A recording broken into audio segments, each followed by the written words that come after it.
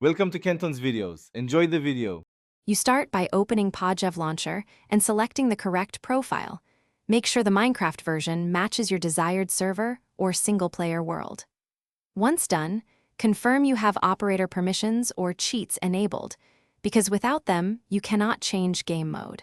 You should also enable keyboard input in settings if on mobile so commands type properly. Now open your world, or join the server and pause briefly to confirm your chat and command access works, before moving on to the next step.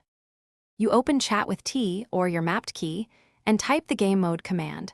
/GameMode1 switches you to creative instantly, while /GameMode0 returns you to survival.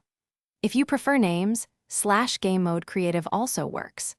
For faster toggles, create simple command block circuits or bind repeated commands to macros if your device or external keyboard supports them. Make sure to press Enter promptly and watch the player indicator to verify the switch. If it doesn't change, check permissions before repeating. You finish by confirming the game mode through visible cues. Flight ability, instant block break, or health behavior will differ between modes. If the command fails, check that you are op on the server, that server. Properties permits commands, and scan the Pojavlauncher log for permission or mod-related errors. Once fixed, rerun the command. Alternatively, use /GameMode your name creative to target players. Quick tip: restart Pojavlauncher after changing profiles or mods to clear cached permission issues and try again. Thanks for watching. Consider subscribing if we helped you.